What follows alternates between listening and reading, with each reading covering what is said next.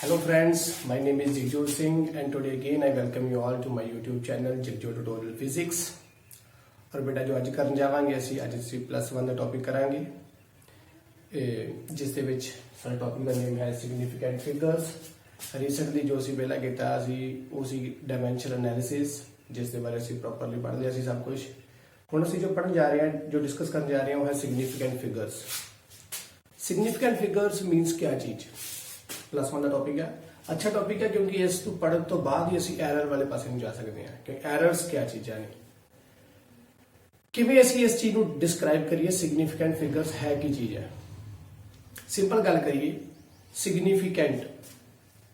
Significant means ਜੋ ਚੀਜ਼ ਕਿਸੇ ਚੀਜ਼ ਨੂੰ ਡਿਸਕ੍ਰਾਈਬ ਕਰਦੀ ਹੋਵੇ ਸਿਗਨੀਫਾਈ ਕਰਦੀ ਹੋਵੇ। ਫਿਗਰਸ ਮੀਨਸ ਉਹ ਵੈਲਿਊਜ਼ ਉਹ ਨੰਬਰਸ ਉਹ ਪੋਜੀਸ਼ਨਸ ਉਹ ਡਾਇਗਰਾਮਸ ਉਹ ਕੋਈ ਵੀ ਚੀਜ਼ ਸਿਗਨੀਫਾਈ ਕਰ ਸਕਦੀ ਹੈ ਉਹ ਫਿਗਰਸ ਨੇ ਸਰ। अगर मैं इन्नी गल कहा बेटा कि इस मार्कर की असी लेंथ फाइंड करनी है इस मार्कर की लेंथ फाइंड करनी हो तो असी सिंपल की करांगे अंदाजा लगा लांगे कि जी अप्रोक्सीमेटली ये 10 सेंटीमीटर है। असी कह देंगे 10 सेंटीमीटर बट की ये प्रॉपरली 10 सेंटीमीटर है नहीं, थोड़ी जी वैल्यू ऊपर थले हो सकती है। समझ लगी गल कि वो जो थोड़ा जा रह गया वो की डिस्क्राइब करूगा साडे लिए एरर आ जाएगा। मीनस कि जो इसकी ट्रू वैल्यू है और जो उसकी असी वैल्यू फाइंड की है एक्सपैरीमेंटली या फिर असी किसी मीटर स्केल के नाल इस चीज़ की वैल्यू मेजर की है वो सानू दस दोगे एक्सपैरीमेंटल वैल्यू। अगर असी पूरी डीप स्टडी नाल इहदी वैल्यू फाइंड की होगी दैन असी पूरी इहदी ट्रू वैल्यू के नाल कंपेयर हो जाएंगे कि जिन्नी ट्रू वैल्यू उन्नी ही मेरी एक्सपैरीमेंटल वैल्यू आई जो मैं इसकी वैल्यू फाइंड की है। बट साडे कोल अगर जो मीटर स्केल है जो स्केल है साडे कोल ਉਹਦਾ ਲੀਸਟ ਕਾਊਂਟ ਸਮਝਦੇ ਬੇਟਾ ਅਸੀਂ ਕੋਈ ਵੀ ਐਸਾ ਡਿਵਾਈਸ ਜੋ ਕਿ ਕਮ ਸੇ ਕਮ ਕਿੰਨਾ ਮੇਜਰ ਕਰ ਸਕਦਾ ਹੈ ਉਸ ਦਾ ਕੀ ਹੁੰਦਾ ਲੀਸਟ ਕਾਊਂਟ। ਜਿਵੇਂ ਇੱਕ ਸਕੇਲ ਆ ਇੱਕ ਸਕੇਲ ਦੇ ਵਿੱਚ ਜਿਵੇਂ ਮੰਨ ਲਓ ਉਹਦੇ ਵਿੱਚ 15 ਸੈਂਟੀਮੀਟਰ ਛੋਟਾ ਸਕੇਲ ਹੈ ਉਸ ਦੇ ਵਿੱਚ ਜੋ ਵੈਲਿਊਜ਼ ਮਿਨੀਮਮ ਲਿਖੀਆਂ ਹੁੰਦੀਆਂ ਨੇ ਉਹ ਕੀ ਹੈ ਇੱਕ 15 ਸੈਂਟੀਮੀਟਰ ਦਾ ਸਕੇਲ ਹੈ ਉਸ ਦੇ ਵਿੱਚ 15 ਸੈਂਟੀਮੀਟਰ ਆਏ ਹੁੰਦੇ ਆ। ਉਹ ਸੈਂਟੀਮੀਟਰਸ ਦੇ ਵਿੱਚ ਇੱਕ ਲਾਈਨ ਕਿੰਨੀਆਂ ਹੁੰਦੀਆਂ ਨੇ 10 ਲਾਈਨਸ ਤੋਂ ਬਾਅਦ ਮਤਲਬ ਮੀਨਸ 10th ਵਾਲੀ ਲਾਈਨ ਤੇ ਜਾ ਕੇ 1 ਸੈਂਟੀਮੀਟਰ ਹੁੰਦਾ ਜੋ ਛੋਟੀ ਛੋਟੀ ਲਾਈਨਾਂ ਹੁੰਦੀਆਂ। ਸੋ ਉਹਦਾ ਮਤਲਬ ਉਸ ਤੇ ਵੀ ਜਿਹੜੀਆਂ 10 ਲਾਈਨਾਂ ਨੇ ਉਹਦੀ ਜਿਹੜੀ ਪਹਿਲੀ ਲਾਈਨ ਉਹ ਕਿੰਨੀ ਮੇਜਰ ਕਰਦੀ ਹੋਊਗੀ 1 ਮਿਲੀਮੀਟਰ। ਸਮਝ ਲੱਗੀ ਗੱਲ। ਸੋ ਲੀਸਟ ਕਾਊਂਟ ਸਕੇਲ ਦਾ ਕਿੰਨਾ ਆ 1 ਮਿਲੀਮੀਟਰ ਤੇ ਜੇ ਮੈਂ ਇਸ ਨੂੰ ਸਕੇਲ ਦੇ ਨਾਲ ਮੇਜਰ ਕਰਾਂ ਤਾਂ ਮੈਂ ਮੇਜਰ ਕਰਾਂਗਾ ਜੀ ਕਿ ਇਹ ਮੰਨ ਲਓ ਅਪਰੋਕਸੀਮੇਟਲੀ ਬਣ ਗਿਆ 10 ਸੈਂਟੀਮੀਟਰ ਤੇ 2 ਮਿਲੀਮੀਟਰ ਹੋਰ ਉਸ ਤੋਂ ਉੱਪਰ। ਬਟ ਕੀ ਇਹ 2 ਮਿਲੀਮੀਟਰ ਹੀ ਹੋਰ ਉੱਪਰ ਆ ਥੋੜੀ ਜਿਹੀ ਵੈਲਿਊ ਇਹਦੀ ਹੋਰ ਉੱਪਰ ਨੀਚੇ ਹੋ ਸਕਦੀ ਸੀ ਬਟ ਉਹ ਸਿੰਪਲ ਸਕੇਲ ਨਾਲ ਅਸੀਂ ਮੇਜਰ ਨਹੀਂ ਕਰ ਸਕਦੇ। ਦੇਅਰਫੋਰ ਹਲਕਾ ਜਿਹਾ ਜੋ ਐਰਰ ਹੈ ਉਹ ਸਾਡੇ ਕੋਲ ਆ ਜਾਂਦਾ ਆ। ਠੀਕ ਹੈ। ਦੇਅਰਫੋਰ ਸਿਗਨੀਫੀਕੈਂਟ ਫਿਗਰਸ ਦਾ ਮਤਲਬ ਕੀ ਹੋਇਆ ਕਿ ਅਸੀਂ ਜੋ ਸਾਡੀ ਐਕਸਪੈਰੀਮੈਂਟਲ ਵੈਲਿਊ ਹੈ ਉਸ ਨੂੰ ਅਸੀਂ ऐसे डिवाइस ਦੇ ਨਾਲ ਕਿਸੇ ਚੀਜ਼ ਨੂੰ ਮੇਜਰ ਕਰੀਏ ਤਾਂ ਕਿ ਉਹ ਜਿਹੜੀ ਐਕਸਪੈਰੀਮੈਂਟਲ ਵੈਲਿਊ ਹੈ ਉਹ ਪ੍ਰੋਪਰਲੀ ਕਿੱਥੇ ਪਹੁੰਚ ਜਾਵੇ ਉਹਦੀ ਟਰੂ ਵੈਲਿਊ ਤੇ। ਅਗਰ ਟਰੂ ਵੈਲਿਊ ਐਕਸਪੈਰੀਮੈਂਟਲ ਵੈਲਿਊ ਜਿਹੜੀਆਂ ਸੇਮ ਹੋ ਗਈਆਂ ਮਤਲਬ ਇੱਕੋ ਜਿੰਨਾ ਹੋ ਗਿਆ ਇਹਦਾ ਮਤਲਬ ਮੈਂ ਉਸ ਚੀਜ਼ ਨੂੰ ਜਿਹੜੀ ਚੀਜ਼ ਨੂੰ ਮੇਜਰ ਕਰਦਾ ਪਿਆ ਮੈਂ ਪ੍ਰੋਪਰਲੀ ਮੇਜਰ ਕਰ ਲਿਆ। ਠੀਕ ਹੈ ਜੀ ਮੈਂ ਪ੍ਰੋਪਰਲੀ ਉਸ ਮੇਜਰਮੈਂਟ ਤੱਕ ਪਹੁੰਚ ਗਿਆ। ਬਟ ਉਸ ਦੇ ਲਈ ਜਿਹੜੇ ਡਿਵਾਈਸਿਸ ਯੂਜ਼ ਕਰਨੇ ਪੈਣਗੇ ਉਹਨਾਂ ਦਾ ਲੀਸਟ ਕਾਊਂਟ ਬਹੁਤ ਫਾਈਨ ਹੋਣਾ ਚਾਹੀਦਾ ਬਿਲਕੁਲ ਘੱਟ ਤੋਂ ਘੱਟ ਹੋਣਾ ਚਾਹੀਦਾ ਤਾਂ ਕਿ ਆਪਾਂ ਪੂਰੀ ਮੇਜਰਮੈਂਟ ਸਹੀ ਕਰ ਸਕੀਏ। ਤੇ ਜੇ ਅਸੀਂ ਪੂਰੀ ਸਹੀ ਮੇਜਰਮੈਂਟ ਕਰਾਂਗੇ ਤਾਂ ਵੈਲਿਊਜ਼ ਕਿੱਦਾਂ ਹੋਣਗੀਆਂ। ਅਗਰ ਮੰਨ ਲਓ ਇਸ ਦੀ ਮੇਜਰਮੈਂਟ ਪ੍ਰੋਪਰ ਸਹੀ ਕਰਨੀ ਹੈ ਤੇ ਵੈਲਿਊ ਇਦਾਂ ਹੋਣੀ ਕੁਝ 10 ਪੁਆਇੰਟ ਮੰਨ ਲਿਆ 10 ਸੈਂਟੀਮੀਟਰ ਸੀ 5 3 2 1 4 3 ਇਦਾਂ ਕੁਝ ਵੈਲਿਊ ਵੀ ਆਈ ਜਾਣਗੀਆਂ। ਉਸ ਦਾ ਵੀ ਅੱਗੋਂ ਪਾਰਟਸ ਮੀਨਸ ਵੈਸੇ ਅਸੀਂ ਆਨਸਰ ਕਿੱਥੇ ਖਤਮ ਕਰਤਾ ਸਿੰਪਲ ਸਟਾਰਟਿੰਗ ਦੇ ਉੱਪਰ ਆਪਾਂ ਅੰਦਾਜ਼ੇ ਨਾਲ ਦੇਖਿਆ ਗਿਆ ਤੇ ਅੰਦਾਜ਼ੇ ਦੇ ਅਕੋਰਡਿੰਗਲੀ ਇੱਥੇ ਵੈਲਿਊ ਖਤਮ ਹੋ ਗਈ 10 ਸੈਂਟੀਮੀਟਰ ਹੈ। ਜਦੋਂ ਮੈਂ ਇਸ ਦੀ ਮੇਜਰਮੈਂਟ ਕੀਤੀ ਸਕੇਲ ਦੇ ਨਾਲ ਤਾਂ ਉਸਨੇ ਵੈਲਿਊ ਦਿੱਤੀ 10.5 ਸੈਂਟੀਮੀਟਰ। ਮੈਂ ਕਿਸੇ ਹੋਰ ਚੀਜ਼ ਨਾਲ ਇਹਦੀ ਮੇਜਰਮੈਂਟ ਕੀਤੀ ਮੀਨਸ ਮੈਂ ਇਸ ਦੀ ਮੇਜਰਮੈਂਟ ਕਰਦਾ ਮੈਂ ਉਸ ਤੋਂ ਬਾਅਦ ਵਰਨੀਅਰ ਕੈਲੀਪਰ ਦੇ ਨਾਲ ਤਾਂ ਉਸ ਦੀ ਮੇਜਰਮੈਂਟ ਇੱਥੇ ਪਹੁੰਚ ਗਈ ਮਤਲਬ ਉਹਨੇ ਹੋਰ ਅੱਛੇ ਤਰੀਕੇ ਨਾਲ ਲੀਸਟ ਕਾਊਂਟ ਦਿੱਤਾ ਉਸ ਦੇ ਨਾਲ ਹੋਰ ਉਹਨੂੰ ਮੇਜਰਮੈਂਟ ਉਹਨੇ ਇਸ ਦੀ ਅੱਛੀ ਕਰ ਦਿੱਤੀ। ਹੋਰ ਕੋਈ ਫਾਈਨੈਸਟ ਡਿਵਾਈਸ ਯੂਜ਼ ਕਰੀਏ ਆਪਾਂ ਤਾਂ ਉਸ ਦੇ ਨਾਲ ਹੋਰ ਅੱਗੇ ਤੋਂ ਅੱਗੇ ਬਟ ਹੋਰ ਇਸ ਤੋਂ ਬਾਅਦ ਕੀ ਕਰ ਸਕਦੇ ਹਾਂ ਅਸੀਂ ਡਾਇਰੈਕਟ ਮੈਥਡ ਦੇ ਨਾਲ ਨਹੀਂ ਕਰ ਸਕਦੇ, ਉਸ ਦੇ ਸਾਨੂੰ ਇਨਡਾਇਰੈਕਟ ਮੈਥਡਸ ਤੇ ਜਾਣਾ ਪਊਗਾ ਜੋ ਕਿ ਅਸੀਂ ਪਿਛਲੇ ਤੁਸੀਂ ਥੋੜੇ ਜਿਹੇ ਪਹਿਲਾਂ ਪਿੱਛੇ ਪੜ੍ਹ ਕੇ ਆਏ ਹੋਗੇ ਜਿਸ ਨੂੰ ਅਸੀਂ ਆਪਣੇ ਲੈਕਚਰ ਦੇ ਦੌਰਾਨ ਡਿਸਕ੍ਰਾਈਬ ਨਹੀਂ ਕੀਤਾ ਬਟ ਉਹ ਚੀਜ਼ਾਂ ਥੋੜੀ ਜਿਹੀਆਂ ਪੜ੍ਹ ਕੇ ਆਓਗੇ ਕਿ ਉਹ ਇੰਨੀਆਂ ਕਾਊਂਟ ਡਾਊਨ ਨਹੀਂ ਸੀ ਕਰਦੇ ਅੱਛੇ ਤਰੀਕੇ ਦੇ ਨਾਲ। ਸੋ ਆਪਾਂ ਜੋ ਮੇਨ ਚੀਜ਼ਾਂ ਨੂੰ ਪੜ੍ਹਦੇ ਪਏ ਹਾਂ ਇਹ ਹੈ ਕਿ ਅਸੀਂ ਕਿਸੇ ਵੈਲਿਊਜ਼ ਨੂੰ ਅਗਰ ਮੈਜ਼ਰ ਕਰਨਾ ਆ ਤਾਂ ਉਸ ਦੇ ਲਈ ਉਸ ਦੀ ਜਿਹੜੀ ਟਰੂ ਵੈਲਿਊ ਆ ਉਸ ਦੇ ਬਰਾਬਰ ਪਹੁੰਚਾਉਣ ਵਾਸਤੇ ਮੈਨੂੰ ਮੇਰੀ ਐਕਸਪੈਰੀਮੈਂਟਲ ਵੈਲਿਊ ਨੂੰ ਮੈਨੂੰ ਬਹੁਤ ਸਾਰੇ ਨੰਬਰਸ ਦੀ ਲੋੜ ਪਏਗੀ। ਉਹ ਨੰਬਰ ਸਾਰੇ ਕੀ ਹੋਣਗੇ? Significant figures. Significant figures means ਜੋ ਚੀਜ਼ ਨੂੰ ਮੈਂ ਮੈਜ਼ਰ ਕਰਨਾ ਆ ਉਸ ਨੂੰ ਕਿੰਨੀਆਂ ਫਿਗਰਸ ਜਿਹੜੀਆਂ ਹੋਣਗੀਆਂ ਉਹ ਡਿਸਕ੍ਰਾਈਬ ਕਰਨਗੀਆਂ ਜਾਂ ਸਿਗਨੀਫਾਈ ਕਰਨਗੀਆਂ ਕਿ ਜੀ ਹਾਂ ਇਹਦੀ ਮੈਜ਼ਰਮੈਂਟ ਇੰਨੀ ਹੈ। ਗੱਲ ਸਮਝ ਲੱਗੀ? ਉਹ ਹੁੰਦਾ ਸਿਗਨੀਫੀਕੈਂਟ ਫਿਗਰਸ। ਆਈ ਥਿੰਕ ਬੇਟਾ ਤੁਹਾਨੂੰ ਸਮਝ ਲੱਗ ਗਿਆ ਹੋਊਗਾ ਕੀ ਕਹਿਣਾ ਚਾਹ ਰਹੇ ਹਾਂ ਕਿ ਉਹ ਕਿੰਨੀਆਂ ਫਿਗਰਸ ਜਿਹੜੀਆਂ ਕਿਸੇ ਮੈਜ਼ਰਮੈਂਟ ਜਾਂ ਕਿਸੇ ਚੀਜ਼ ਦੀ ਲੈਂਥ ਬ੍ਰੈਡਥ ਜਾਂ ਕਿਸੇ ਵੀ ਚੀਜ਼ ਦੀ ਮੈਜ਼ਰਮੈਂਟ ਨੂੰ ਡਿਸਕ੍ਰਾਈਬ ਕਰਨ ਤਾਂ ਕਿ ਉਹ ਪੂਰੀ ਤਰੀਕੇ ਦੇ ਨਾਲ ਉਹਦੀ ਐਕਸਪੈਰੀਮੈਂਟਲ ਵੈਲਿਊ ਉਸ ਦੀ ਟਰੂ ਵੈਲਿਊ ਦੇ ਬਰਾਬਰ ਪਹੁੰਚ ਜਾਵੇ। ਉਸ ਚੀਜ਼ ਨੂੰ ਆਪਾਂ ਕੀ ਕਵਾਂਗੇ? Significant figures. ਉਹ ਕਿੰਨੀਆਂ ਫਿਗਰਸ, ਉਹ ਕਿੰਨੇ ਨੰਬਰਸ ਹੋਣਗੇ, ਉਹ ਕਿੰਨੀ ਵੈਲਿਊ ਹੋਏਗੀ। ਠੀਕ ਹੈ, ਉਸ ਚੀਜ਼ ਨੂੰ ਬੇਟਾ ਅਸੀਂ ਪੜ੍ਹਨਾ। ਇਸ ਤੋਂ ਬਾਅਦ ਅਸੀਂ ਐਰਰਸ ਤੱਕ ਜਾਣਾ। ਚਲੋ ਅੱਜ ਸਿੰਪਲ ਸਾਡੇ ਕੋਲ ਸਿਗਨੀਫੀਕੈਂਟ ਫਿਗਰਸ ਹੀ ਹੋ ਜਾਣਗੇ ਤਾਂ ਬੈਸਟ ਹੈ ਕਿਉਂਕਿ ਐਰਰਸ ਵਾਸਤੇ ਟਾਈਮ ਥੋੜਾ ਹੋਰ ਜ਼ਿਆਦਾ ਚਾਹੀਦਾ। ਲੈਕਚਰ ਕਮ ਸੇ ਕਮ 30 ਮਿੰਟਸ ਦਾ ਇਹਦੇ ਉੱਪਰ ਨਿਕਲ ਜਾਊਗਾ ਪੂਰਾ। ਸੋ ਸਿਗਨੀਫੀਕੈਂਟ ਫਿਗਰਸ ਇਹ ਹੋ ਗਈਆਂ। ਬੜਾ ਧਿਆਨ ਨਾਲ ਸੁਣਨਾ ਕਿਉਂਕਿ ਐਰਰਸ ਬੇਟਾ ਤਾਂ ਹੋਣੇ ਸਾਨੂੰ। ਠੀਕ ਹੈ, ਹਲਕਾ ਜਿਹਾ ਟਰੂ ਵੈਲਿਊ ਔਰ ਐਕਸਪੈਰੀਮੈਂਟਲ ਵੈਲਿਊ ਦੇ ਵਿੱਚ ਫਰਕ ਤੁਹਾਨੂੰ ਸਮਝ ਲੱਗ ਹੀ ਗਿਆ ਹੋਣਾ। ਟਰੂ ਵੈਲਿਊ ਜੋ ਦੀ ਅਸਲੀ ਵੈਲਿਊ ਹੈ, ਐਕਸਪੈਰੀਮੈਂਟਲ ਵੈਲਿਊ ਜੋ ਮੈਂ ਇਸ ਦੀ ਵੈਲਿਊ ਫਾਈਂਡ ਕੀਤੀ ਹੈ। ਦੋਹਾਂ ਦੇ ਵਿਚਕਾਰ ਜੋ ਐਰਰ ਆਏਗਾ ਉਸ ਨੂੰ ਅਸੀਂ ਐਬਸੋਲੂਟ ਐਰਰ ਬੋਲਦੇ ਜੋ ਕਿ ਅਸੀਂ ਅਗਲੇ ਲੈਕਚਰ ਵਿੱਚ ਪੜ੍ਹ ਲਾਂਗੇ। ਹੁਣ ਦੀ ਘੜੀ ਜੋ ਆਪਾਂ ਵੈਲਿਊਜ਼ ਫਾਈਂਡ ਜੋ ਆਪਾਂ ਪੜ੍ਹੇ ਆਉਗੀ ਸੀ ਸਿਗਨੀਫੀਕੈਂਟ ਫਿਗਰਸ ਕੇ ਕਿੰਨੀਆਂ ਮਿਨੀਮਮ ਫਿਗਰਸ ਚਾਹੀਦੀਆਂ ਹੁੰਦੀਆਂ ਨੇ ਜਾਂ ਫਿਰ ਕਿੰਨੀਆਂ ਫਿਗਰਸ ਦੇ ਵਿੱਚ ਕਿਸੇ ਵੈਲਿਊ ਕਿਸੇ ਚੀਜ਼ ਦੀ ਕਿਸੇ ਦੀ ਡਾਈਮੈਂਸ਼ਨ ਜਿਹੜੀ ਹੈ ਉਹ ਪ੍ਰੋਪਰਲੀ ਉਹਦੇ ਵਿਚਕਾਰ ਦੱਸੀ ਜਾ ਸਕੇ, ਉਹ ਹੁੰਦੇ ਸਿਗਨੀਫੀਕੈਂਟ ਫਿਗਰਸ। ਸੋ ਕੁਝ ਕੁ ਬੇਟਾ ਰੂਲਸ ਨੇ ਪਤਾ ਕਰਨ ਵਾਸਤੇ ਕਿ ਕਿਸੇ ਦੀ ਅਗਰ ਮੈਜ਼ਰਮੈਂਟ ਸਾਨੂੰ ਗਿਵਨ ਹੋਏਗੀ ਤਾਂ ਉਸ ਦੀ ਉਹ ਮੈਜ਼ਰਮੈਂਟ ਦੇ ਉਹ ਸਿਗਨੀਫੀਕੈਂਟ ਫਿਗਰਸ ਕਿੰਨੀਆਂ ਹੋਣਗੀਆਂ। ਕੁਐਸਚਨ ਕੀ ਹੈ ਕਿ ਤੁਹਾਨੂੰ ਜਿਵੇਂ ਆ ਲਿਆ ਇਹ ਮੈਕਸਿਮਮ ਬੇਟਾ ਇਸ ਤੋਂ ਬਾਅਦ ਚੀਜ਼ਾਂ ਨਹੀਂ ਹੋ ਸਕਦੀਆਂ ਕਿ ਹਰ ਇੱਕ ਤਰੀਕੇ ਦਾ ਇੱਕ ਨੰਬਰ ਮੈਂ ਲੈ ਲਿਆ ਹੋਇਆ ਤੁਹਾਡੀ ਐਗਜ਼ਾਮਪਲ ਦੇ ਵਾਸਤੇ ਔਰ ਦੱਸਾਂਗਾ ਕਿ ਇਹਨਾਂ ਦੇ ਵਿਚਕਾਰ ਸਿਗਨੀਫੀਕੈਂਟ ਫਿਗਰਸ ਜਿਹੜੀਆਂ ਹੋਣਗੀਆਂ ਉਹ ਕਿੰਨੀਆਂ ਹੋਣਗੀਆਂ।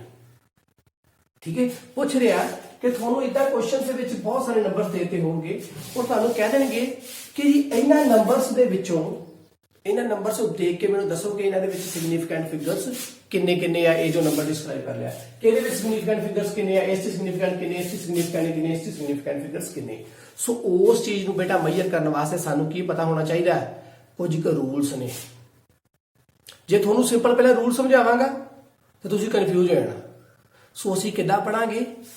ਅਸੀਂ ਇਹਨਾਂ ਵੈਲਿਊਜ਼ ਨੂੰ ਪੜਾਂਗੇ ਔਰ ਇਹਨਾਂ ਵੈਲਿਊਜ਼ ਤੋਂ ਤੁਹਾਨੂੰ ਮੈਂ ਕੀ ਸਮਝਾਵਾਂਗਾ ਔਰ ਰੂਲਸ ਕੀ ਨੇ। ਠੀਕ ਹੈ, ਸੋ ਆਪਾਂ ਜਿਵੇਂ ਬੁੱਕ ਕਹਿੰਦੀ ਆਪਾਂ ਉਸ ਥੋੜਾ ਜਿਹਾ ਉਲਟ ਚੱਲਦੇ ਹਾਂ। ਠੀਕ ਹੈ, ਕਿਉਂਕਿ ਚੀਜ਼ ਜਿਹੜੀ ਹੈ ਨਾ ਬੇਟਾ ਸਮਝਣ ਦਾ ਮਤਲਬ ਹੈ ਆਪਾਂ ਨੂੰ ਸਮਝ ਲੱਗਣੀ ਚਾਹੀਦੀ ਚੀਜ਼ ਦੀ। ਸੋ ਕੀ ਹੈ ਬੇਟਾ? ਸਭ ਤੋਂ ਪਹਿਲਾਂ ਨੰਬਰ ਤੇ ਦੇਖੋ ਉਹਦਾ ਇੱਕ ਰੂਲ ਹੈ ਸਿੰਪਲ। ਉਹ ਰੂਲ ਕੀ ਹੈ ਅਗਰ ਮੈਂ ਪਹਿਲਾਂ ਸਮਝਾਵਾਂ ਕਿ ਆਹ ਤੁਹਾਨੂੰ ਇੱਕ ਵੈਲਿਊ ਗਿਵਨ ਹੈ। ਇਸ ਵੈਲਿਊ ਤੋਂ ਇੰਨੀ ਗੱਲ ਪੁੱਛ ਰਿਹਾ ਕਿ ਇਸ ਦੇ ਵਿੱਚ ਸਿਗਨੀਫੀਕੈਂਟ ਫਿਗਰਸ ਕਿੰਨੀਆਂ ਨੇ ਦੱਸੋ। ਜਿੰਨੀਆਂ ਵੀ ਵੈਲਿਊਜ਼ ਹੋਣਗੀਆਂ ਜਿਹਦੇ ਵਿੱਚ ਡੈਸੀਮਲ ਨਾ ਆਉਂਦਾ ਹੋਵੇ, ਠੀਕ ਹੈ, ਡੈਸੀਮਲ ਨਾ ਆਉਂਦਾ ਹੋਵੇ ਔਰ ਸਾਰੇ ਦੇ ਸਾਰੇ ਹੀ ਵੈਲਿਊਜ਼ ਨਾਨ ਜ਼ੀਰੋ ਡਿਜਿਟਸ ਹੋਣ ਤਾਂ ਉਹ ਸਾਰੇ ਕੀ ਹੁੰਦੇ ਨੇ? ਸਿਗਨੀਫੀਕੈਂਟ। ਸੋ ਪਹਿਲਾ ਵਾਲਾ ਫੰਕਸ਼ਨ ਪਹਿਲਾਂ ਦੇ ਵਿੱਚ all non-zero digits are significant। So first वाला पॉइंट। सो ਇਹਦੇ ਵਿੱਚ ਬੇਟਾ ਕਿੰਨੇ ਹੋਣਗੇ? 4। Are you getting my point? ਗੱਲ ਸਮਝ ਲੱਗੀ ਮੈਂ ਕੀ ਪੁੱਛ ਰਿਹਾ ਜਾਂ ਕੀ ਦੱਸ ਰਿਹਾ ਜਾਂ ਕੀ ਕਹਿ ਰਿਹਾ? ਸੈਕਿੰਡ ਚ ਦੇਖੋ, ਸੈਕਿੰਡ ਚ ਹੈ 57.44। ਇਹਦੇ ਨਾਲ ਕੰਪੇਅਰ ਕਰੋ। ਕੀ ਕਹਿ ਰਹੇ ਸੀ ਕਿ ਜਿਵੇਂ ਮੈਂ ਕਿਸੇ ਦੀ ਮੈਜ਼ਰਮੈਂਟ ਦੇ ਬਿਲਕੁਲ ਲਾਗੇ ਪਹੁੰਚਦਾ ਜਾਵਾਂ ਇਹਦਾ ਮਤਲਬ ਕੀ ਹੋ ਰਿਹਾ ਕਿ ਮੈਂ ਉਸ ਦੀ ਸਿਗਨੀਫੀਕੈਂਟ ਫਿਗਰਸ ਨੂੰ ਕਾਊਂਟ ਡਾਊਨ ਕਰ ਰਿਹਾ ਕਿੰਨੀ ਕੁ ਵੈਲਿਊਜ਼ ਹੋਊਗੀ ਉਹਦੀ। ਸੋ ਇਹਦੇ ਵਿਚਕਾਰ ਵੀ ਬੇਟਾ ਉਹੀ ਚੀਜ਼ ਕੀਤੀ ਜਾ ਰਹੀ ਹੈ, ਕੰਪੇਅਰ ਕੀਤਾ ਜਾਵੇ। ਸੋ ਇਸ ਦੇ ਵਿੱਚ ਵੀ ਕੀ ਹੈ? ਇਹਦੇ ਵਿੱਚ ਪਹਿਲੇ ਪੁਆਇੰਟ ਦੇ ਵਿੱਚ ਡੈਸੀਮਲ ਹੈ ਜਾਂ ਨਹੀਂ ਹੈ ਇਹ ਮੈਟਰ ਨਹੀਂ ਕਰਦਾ ਪਿਆ ਕਿਉਂਕਿ ਇਹ ਵੀ ਸਾਰੇ ਕੀ ਹੈ ਸਾਰੇ ये सारे के सारे पॉइंट्स दे विच सारे नॉन जीरो पॉइंट्स ने, ठीक है ना, नॉन जीरो डिजिट्स ने सारे पॉइंट चाहे विच लगा बट नॉन जीरो डिजिट्स ने, देयरफॉर ये भी की ने सारे दे सारे सिग्निफिकेंट, सो ये भी सिग्निफिकेंट कितने हो गए 4। गल समझ लगी? डेसिमल है डेसिमल नहीं है नो मैटर, कोई मतलब नहीं, कोई प्रॉब्लम नहीं, बट देखना की है कि सारे दे सारे की ने नॉन जीरो डिजिट्स ने, सो जिन्ने भी नॉन जीरो डिजिट्स ने वो सारे की ने सिग्निफिकेंट ने। इन्ना वाले केस च ਅੱਗੇ ਅੱਗੇ ਇਹਨਾਂ ਦੇ ਵਿੱਚ ਇਹਨਾਂ ਦੇ ਹੋਰ ਪੁਆਇੰਟਸ ਬਣਨਗੇ ਜੋ ਆਪਾਂ ਹੁਣ ਸਮਝਣੇ ਆ, ਠੀਕ ਹੈ ਜੀ। ਨੈਕਸਟ ਆ ਦੇਖੋ, ਇਹਦੇ ਵਿੱਚ ਬੇਟਾ ਜ਼ੀਰੋਜ਼ ਇਨਕਲੂਡਡ ਨੇ ਬਟ ਕਿਹਦੇ ਵਿੱਚ ਨੇ? ਨॉन ਜ਼ੀਰੋ ਡਿਜਿਟਸ ਦੇ ਵਿੱਚ। ਸੋ ਅਗਰ ਜਿੰਨੀਆਂ ਵੀ ਜ਼ੀਰੋਜ਼ ਇਨਕਲੂਡਡ ਹੋਣ ਨॉन ਜ਼ੀਰੋ ਡਿਜਿਟਸ ਦੇ ਵਿੱਚ, ਠੀਕ ਹੈ ਜੀ, ਸਾਈਡਾਂ ਦੇ ਉੱਪਰ ਵੀ ਆਏ ਹੋਣ, ਡੈਸੀਮਲ ਆਵੇ ਨਾ ਆਵੇ ਵਿੱਚ ਕੋਈ ਫਰਕ ਨਹੀਂ ਪੈਂਦਾ, ਉਹ ਵੀ ਸਾਰੇ ਕੀ ਹੋਣਗੇ? ਸਿਗਨੀਫੀਕੈਂਟ। So therefore h भी डेसिमल है या नहीं है कोई मैटर नहीं, ठीक है या नहीं। अगर डेसिमल नहीं है तो सिंपल आई वैल्यूज बनती पई है, क्योंकि इनकलूड इतने वर्ड नवा की आया कि जीरोज विचकार होने चाहिए, अगे पिछे नहीं, एंड गब्बे होने चाहिए, ठीक है जी। सो सारे की होंगे वो सारे केस के विच भी सिग्निफिकेंट। सो कितने हो गए 1 2 3 4 5 थे 6। कल समझ आ रही है? कोई प्रॉब्लम होगी कमेंट सेक्शन जरूर पूछना बेटा। नेक्स्ट आएगी, अच्छा जी अभी आएगी प्रॉब्लम शुरू। हुण दिमाग नूं खोलना थोड़ा जिहा, क्योंकि इत्थों तक तो बहुत सिंपल सी जी। ਆਪਾਂ कहना जिन्ने नॉन जीरो डिजिट आ सारे सिग्निफिकेंट, पॉइंट है नहीं है कोई प्रॉब्लम नहीं, कोई फर्क नहीं पैंदा। लास्ट वाले केस दे विचकार जीरोस गब्बे होने चाहिए, साइडां ते नहीं होने चाहिए, गब्बे है ने कोई फर्क नहीं पैंदा, सारे की ने सिग्निफिकेंट ने, ठीक है। बट इत्थे की होएगा? इत्थे जीरोस है बट वो पिछले पासे नहीं किते, ठीक है, जीरोस है बट वो पिछे किते नहीं। सो इस चीज नूं बेटा असीं की लिखांगे इस चीज दे विच, सच केसिस दे विच जिहदे विच आह दो चीज़ों ने सानू दस दिता कि कहना की चाह रहा हो, आ जिहड़े पिछे दो जीरो लगियां ने इन्हां दा बेटा कोई मतलब नहीं है। इहदे विच सिग्निफिकेंट फिगर्स कितनियां होणगियां? सिर्फ 2। समझे बात? इहदे विच सिग्निफिकेंट फिगर्स कितनियां ने? सिर्फ 2। कहना की चाह रहा है जिन्नियां भी नॉन जीरो डिजिट्स ने उन्हां तो अगे जाके फॉलो करदियां होण कौन? जीरोस। ते सच जीरोस की हुंदियां ने? नॉन सिग्निफिकेंट, ठीक है जी। की कह रहे हैं? All zeros followed by a non zero digits are not significant. जिन्नियां भी जीरोस ने फॉलो कर दिया हो नॉन जीरो डिजिट्स तो बाद वो सारी सिग्निफिकेंट नहीं होंगे, देयरफॉर आ दो नंबर जिहड़े ने ये सिग्निफिकेंट ने, आ दो जिहड़ियां ने ये नहीं है। समझ लगी गल? नेक्स्ट की कह रहा अभी देखो इतने इधर कंपेयर करना, मैं हल्का जिहा होर समझावांगा। देखो ਇਹਦੇ ਵਿੱਚ ਕੀ ਲਿਖਿਆ ਸੀ 6600 ਸੀ, ਸੋ ਇਸ ਨੂੰ ਮੈਂ ਲਿਖ ਸਕਦਾ ਸੀ 66 into 10 ਦੀ ਪਾਵਰ 2। सो इसका मतलब आ चीजा कोई मैटर नहीं करती, देयरफॉर आ कोई चीज मैटर करती है नहीं। मैटर क्या करता है? सिर्फ ये ताज 2 निकलियां, वो इनका कंपेयर करिए तो ये कोई चीज मैटर करती है नहीं। मैटर क्या करती है? ये वाले पॉइंट्स, और ये चीजा किहदे बराबर हुई? इहदे वर्गियां हुई। सो देयरफॉर इस च भी सिग्निफिकेंट फिगर्स कितने हुए? 4। गल समझ लगी? सो जिन्नियां भी ये पावर्स वाली वैल्यूज होंगे इन्हां दे विच इन्हां वास्ते सिग्निफिकेंट फिगर्स बिल्कुल जरूरी नहीं है, ठीक है जी। सिग्निफिकेंट फिगर्स वास्ते ए वाली वैल्यूज का, ये जो पावर वाली वैल्यूज है कोई मतलब नहीं है, कुछ काम नहीं होंगे। ये चाहे चीज़ां तुसीं फिजिक्स में कर लो चाहे कैमिस्ट्री कर लो, सिग्निफिकेंट फिगर्स दोनों में जरूरी ने, फिजिक्स च भी है और कैमिस्ट्री च भी है। सो देयरफॉर आ चीज़ां कोई काम नहीं करदियां पईयां, साडे कोल सिग्निफिकेंट फिगर्स इत्थों आउणगियां। किवें? आ चीज आई इधर वर्गी पूरी पूरी, और आ चीज का मैं सोल्यूशन इत्थे दस दिता, क्योंकि सारियां नॉन जीरो डिजिट्स तो बाद जिहड़े जीरोस होंदियां होणगियां कभी सिग्निफिकेंट नहीं होंदियां, डेसिमल पॉइंट नहीं होना चाहिए विच। याद रखना डेसिमल पॉइंट विच नहीं होना चाहिए। नेक्स्ट आओ जरा ए पॉइंट के ऊपर, इस दे विच की हो रहा हुण ध्यान नाल सुणना जरा। इहदे विच सिग्निफिकेंट फिगर्स कितनियां ने? ਸਾਨੂੰ ਕਿੰਨੀਆਂ ਐਸੇ ਫਿਗਰਸ ਜਿਹੜੇ ਦੱਸਦੀਆਂ ਪਈਆਂ ਕਿ ਜੀ ਇਸ ਦੀ ਵੈਲਿਊ ਆ ਹੋਏਗੀ, ਸਿਗਨੀਫਾਈ ਕਰਦੀਆਂ ਪਈ ਕਿ ਸਿਗਨੀਫੀਕੈਂਟ ਫਿਗਰਸ ਕਿੰਨੀਆਂ ਨੇ। ਇਹਦੇ ਵਾਸਤੇ ਰੂਲ ਕੀ ਆ, ਕੀ ਕਹਿ ਰਿਹਾ, ਇਫ ਆ number is less than 1 and after a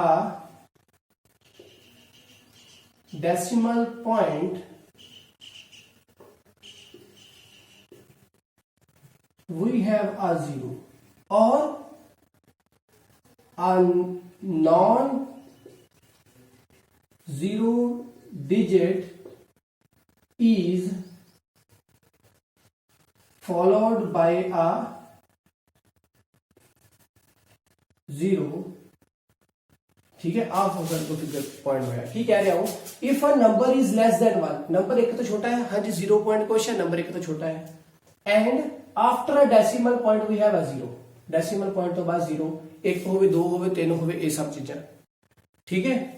and जहां पे आप कह सकते हैं और पॉइंट तो बाद नंबर एक तो छोटा है, पॉइंट तो बाद अ non zero digit is followed by a zero, zero तो बाद आंदा होवे और नंबर एक तो छोटा होवे। सच केसेस दे विच आ वाली जी जीरो है, आह वाली जीरो है, ये भी सिग्निफिकेंट नहीं है ते ये भी नहीं है। साडे को सिग्निफिकेंट फिगर्स कितनियां होंगियां, सिर्फ ये दो, समझे। Number is less than 0 and to the right of the decimal point we are having a 0 and a non-zero digit is followed by a 0, therefore all these zeros, all these bloody zeros, they are not significant। ठीक है जी, are you getting my point? ये नहीं होंगे साडे को significant figures के होंगे 5 और 4 होंगे। गल समझ लगी, कुछ कहने लगी मतलब less than 0।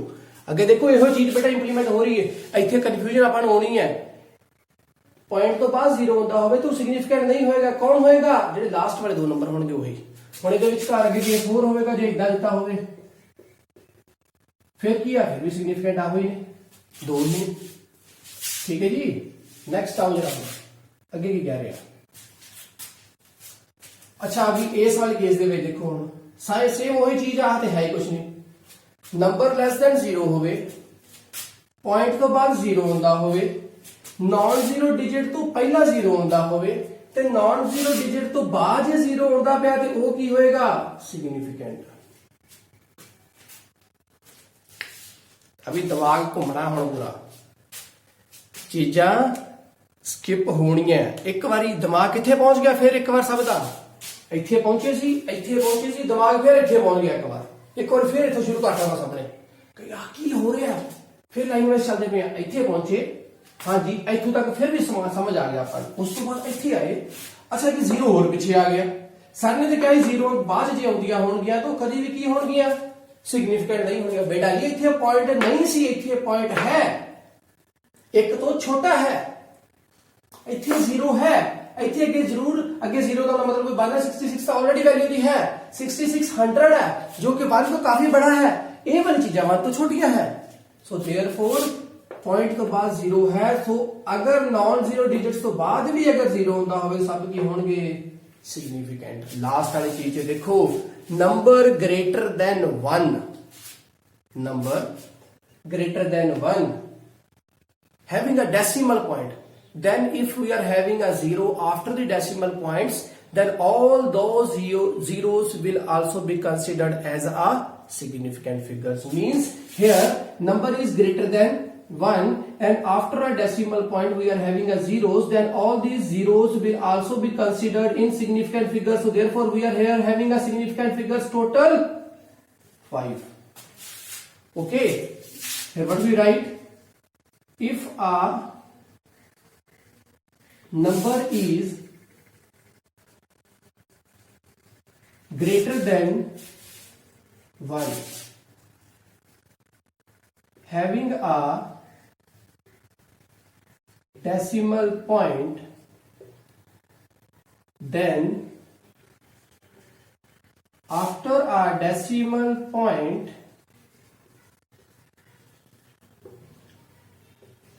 if we have a 0, then all these zeros are significant. Hope so बेटा थोड़ा सब पॉइंट्स क्लियर हो गए होंगे। इन्हां तो इलावा तो कोई चीज ऐसी है नहीं जिस बारे सिग्निफिकेंट ਤੁਹਾਨੂੰ ਪੁੱਛਿਆ ਹੋਵੇ। ਹਰ ਇੱਕ ਚੀਜ਼ ਹਰ ਇੱਕ ਵੈਲਿਊਜ਼ ਨੂੰ ਆਪਾਂ ਕਾਊਂਟ ਡਾਊਨ ਕਰ ਲਿਆ ਇਹਦੇ ਵਿੱਚ ਇੰਨੀ ਜ਼ੀਰੋ ਲੱਗਣ ਤੋਂ ਬਾਅਦ 4 5 ਹੋਰ ਆਏਗਾ 4 5 ਮਗਰ ਲਿਖਿਆ ਹੁੰਦਾ ਤਾਂ ਉਹ ਵੀ ਸਾਰੇ ਵਿੱਚ ਕਾਊਂਟ ਹੋਣੇ ਸੀ ਕਿਉਂਕਿ ਸਭ ਚੀਜ਼ਾਂ ਕਾਊਂਟ ਡਾਊਨ ਹੋ ਜਾਣੀਆਂ ਸੀ। ਨੰਬਰ ਇੱਕ ਤੋਂ ਬੜਾ ਹੈ ਆ ਇੱਕ ਤੋਂ ਛੋਟਾ ਸੀ ਤਾਂ ਕਰਕੇ ਆ ਵਾਲੀਆਂ ਸਕਿਪ ਹੋਈਆਂ ਸਨ। ਇੱਥੇ ਆ ਪੁਆਇੰਟ ਤੋਂ ਪਹਿਲਾਂ 90 ਮੈਂ ਲੱਗਾ देयरफॉर ਆ ਵਿਚਲੇ ਜ਼ੀਰੋ ਵੀ ਕਾਊਂਟ ਹੋਣਗੇ ਪਿੱਛੇ ਵਾਲੇ ਵੀ ਕਾਊਂਟ ਹੋ ਜਾਣਗੇ। ਸਮਝੇ ਗੱਲ? ਜਿਵੇਂ ਕਿ ਮੈਂ ਕੇਸ ਲੈ ਹੀ ਲੈਣਾ ਬੇਟਾ 9th ਵਾਲਾ 91.0045 ਇਸ ਦੇ ਵਿੱਚ ਸਿਗਨੀਫੀਕੈਂਟ ਕਿੰਨੇ ਹੋਣਗੇ 2 3 4 5 6 ਸਿਗਨੀਫੀਕੈਂਟ ਟੋਟਲ 6। ਠੀਕ ਹੈ ਬੇਟਾ ਜੀ ਇਹ ਸੀ ਸਾਡੇ ਕੋਲ ਰੂਲਸ। ਅੱਗੇ ਰਾਉਂਡ ਆਫ ਕਰਨਾ ਸਿੱਖਣਾ ਆਪਾਂ प्लस माइनस करना सीखना मल्टीप्लिकेशन डिवीजन करनी सीखनी सिग्निफिकेंट फिगर्स की कितना करी और मिनिमम सिग्निफिकेंट फिगर्स तक ਅਸੀਂ ਕਿੱਦਾਂ ਪਹੁੰਚੀਦਾ ਹੁੰਦਾ ਉਹ ਸਭ ਚੀਜ਼ਾਂ ਅਸੀਂ ਸਿੱਖਣੀਆਂ ਸੋ ਉਸ ਵਾਸਤੇ ਹੀ ਕਰਾਂਗੇ ਆਪਾਂ ਇਸ ਨੂੰ ਰੱਬ ਕਰੀਏ ਔਰ ਇਸ ਨੂੰ ਇਰੇਜ਼ ਕਰਨ ਤੋਂ ਬਾਅਦ ਬੈਕ ਸ਼ੁਰੂ ਕਰੀਏ। ਹਲਕਾ ਜਿਹਾ ਪਾਜ਼ ਇਸ ਦਾ ਸਕਰੀਨਸ਼ਾਟ ਲਓ ਫਿਰ ਮੈਂ ਰੱਬ ਕਰਨ ਜਾ ਰਿਹਾ।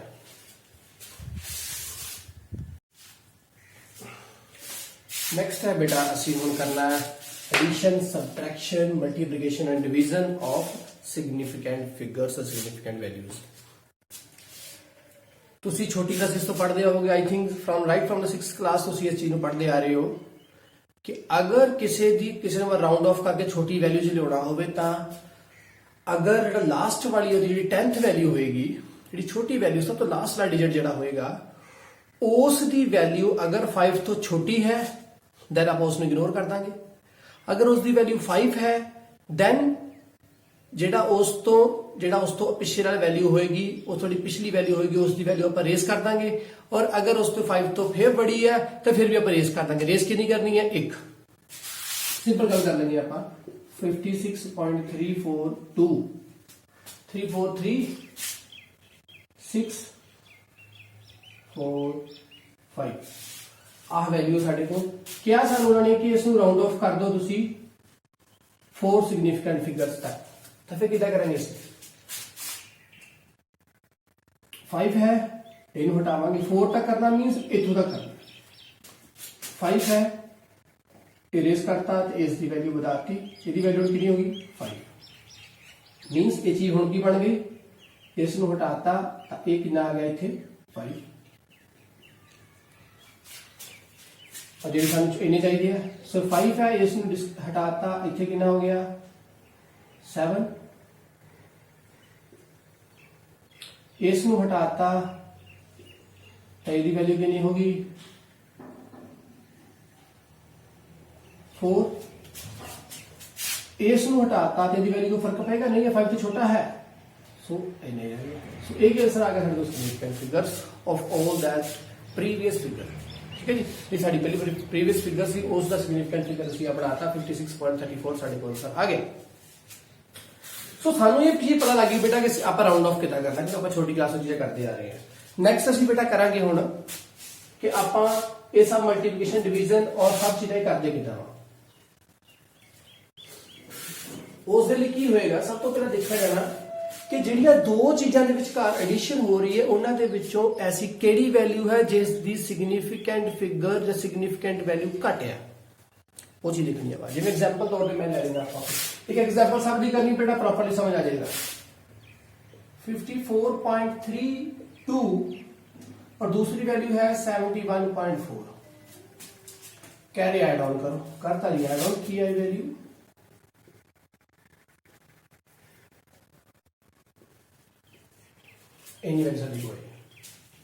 ਸਾਨੂੰ ਨੇ ਕੁਝ ਨਹੀਂ ਕਿਹਾ ਸਿਗਨੀਫੀਕੈਂਟ ਫਿਗਰਸ ਤੱਕ ਵੈਲਿਊ ਲਓ ਉਹਨੇ ਕਿਹਾ ਸਿੰਪਲ ਐਡੀਸ਼ਨ ਕਰੋ ਤੇ ਬਟ ਆਪਾਂ ਕਰਕੇ ਕਿੱਥੋਂ ਤੱਕ ਆਉਣੀ ਹੈ ਜਿਹਦੇ ਵਿੱਚ ਜਿੰਨੀ ਵੈਲਿਊ ਮਿਨੀਮਮ ਤੱਕ ਹੈ।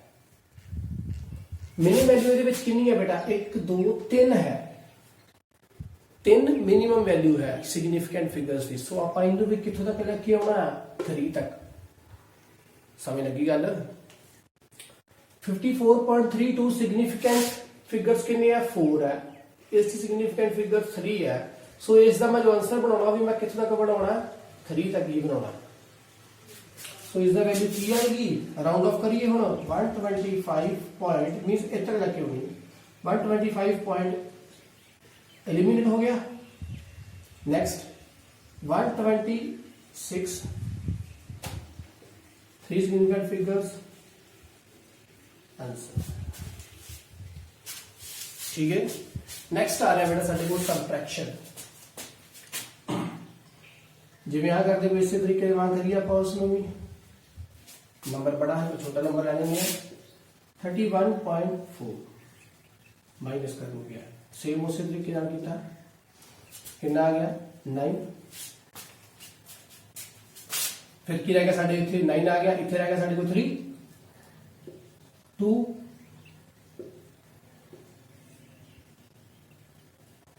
2 आ गया साडे को। सो आंसर बचा है 22.92। करना की आप इस बेटा हुण वैल्यूज कितनी मिनिमम 3 इस दी कितनी सी 4 3 तक लेके होना मींस इथों तक लेके होना। सो इथों तक वैल्यू कितना आएगी इसनु कर देंगे सिंपल क्योंकि 5 तो छोटा है। सो 22.9 it is the answer. Multiplication same उसी तरीके से ना कर लोगे कि कराइए बेटा जी सिंपल है कि छोटा छोटा केस कर लेंगे फिर अपने आप लेना। फिर 54.3 कर लिया सी। नेक्स्ट आप कर देंगे 2.1 छोटी वैल्यू रख देंगे आप। सिग्निफिकेंट 2 है सिग्निफिकेंट 3 है।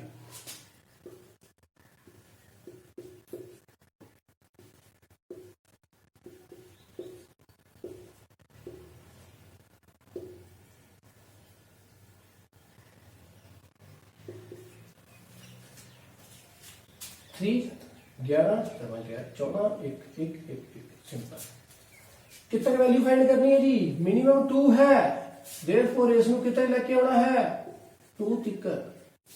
तो 2 तक कितना आएगा बेटा जी पॉइंट्स कितने लग रहे हैं इतने पॉइंट्स लग रहे ठीक है जी 2 तक लेके आना मिनिमम इतने तक वैल्यू चाहिए अपन कितना करांगे असि फिर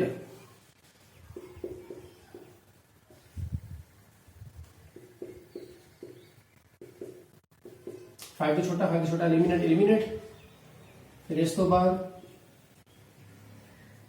एलिमिनेट आंसर। ओके और लास्ट है डिवीजन। डिवीजन वाले केस में भी कितना करना सी सेम उसी तरीके ना करते हैं 54.3 है डिवाइड करना आप इसमें 2.1 देना। तो की आएगा साढ़े कोल 21 है 54.3 नाल आप करना है इसमें बेटा तो उस लिखी साढ़े को आएगा 2 ते जाएगा 42 2 ते गया 42 साढ़े को कितने बचे 12 3 आएगा होर 21 कितने जा रहा है 3 4 5 ते 6 ते 5 ते जाएगा जी 5 ते गया 105 मगर कितने साढ़े को बचते हैं 15 18 साढ़े को बचे और पॉइंट्स की बनते पे बेटा किन्ने किन्ने पॉइंट्स होंगे 18 साढ़े को बचे इतने मैं पॉइंट लगाता हूं ठीक है ना क्योंकि प्रीवियसली सानू पता सी ना 54.3 सी डिवाइड सीगा करना आप 2.1 दे नाल तो दी वैल्यू की बनती सी 54.3 नाल ऊपर 0 चला गया इथे 21 सी नाल एक 0 नीचे आ गया कटे गए साडे को सिंपल है 53 पॉइंट वैल्यू चलती पई और सिंपल अपन नेक्स्ट कर रहे हैं 21 और पॉइंट हटा ही दो फिर क्योंकि आप चीज इथे कर ही लई है 543 नु अपन डिवाइड कर रहे हैं 21 दे नाल सो अपने को 18 आ गया 18 तो बाद की आएगा हुन इथे पॉइंट लगाता अभी क्या आ रहा है 0 पीछे 0 आ रहा है 5 ते गया पहला 6 7 8 8 के ऊपर काट के देख लिया आप इसनु आई थिंक 8 पे ही आएगा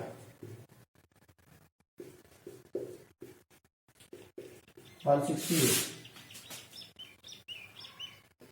8 ਤੇ ਗਿਆ 168 मगर बचा 12 इस तो बाद इसमें फिर कर रहे हैं असि 0 लगाती मगर फिर कितना है 120 ये कितने से जा रहा है बेटा वो 5 ते गया सी 21.5 21 5 ते गया सी ये 6 ते गया फिर 5 ते जा रहा है 105 15 0 ते गया फिर 150 आया, 150 ਨੂੰ ਫਿਰ ਕਰਾਂਗੇ ਅਸੀਂ 21 ਦੇ ਟੇਬਲ 'ਚ 7 ਦੇ ਗਿਆ, 7 ਦੇ ਕਿੰਨਾ ਆ ਗਿਆ ਜੀ 18, 147।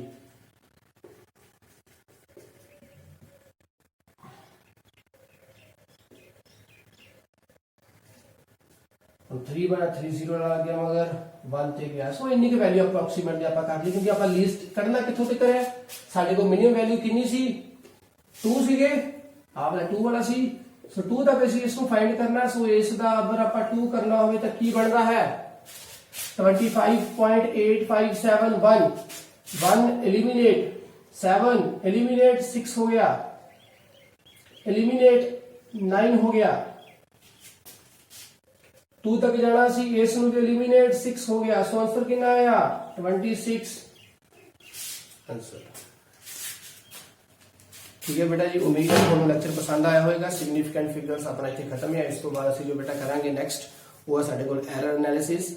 ਬੜੇ ਧਿਆਨ ਦੇ ਨਾਲ ਉਸ ਨੂੰ ਕਰਨਾ, ਬੜੀ ਸਮਝ ਨਾਲ ਪੜ੍ਹਨਾ, ਕਿਉਂਕਿ ਉਹ ਚੀਜ਼ ਬਹੁਤ ਇੰਪੋਰਟੈਂਟ ਹੈ। Absolute error, relative error, percentage error, permissible errors, ਇਹ ਸਭ ਚੀਜ਼ਾਂ ਅਸੀਂ ਪੜ੍ਹਨੀਆਂ। ਔਰ ਉਹਨਾਂ ਦੇ ਵਿਚਕਾਰ ਪਲੱਸ एडिशन केस च करिए तो की होंदा है, मल्टीप्लिकेशन करिए की होंदा, डिवाइड करिए की होंदा, सबट्रैक्शन करिए की होंदा, ये सब चीज़ ਅਸੀਂ ਪੜ੍ਹਨੀਆਂ। ਪਾਵਰਸ ਵਿੱਚ ਵੀ ਹੋਵੇ ਤਾਂ ਕੀ ਹੁੰਦਾ, ਕਿੱਦਾਂ ਐਰਰਸ ਅਸੀਂ ਫਾਈਂਡ ਕਰਨੇ ਆ, ਅਸੀਂ ਉਸ ਚੀਜ਼ ਨੂੰ ਅੱਗੇ ਪੜਾਂਗੇ।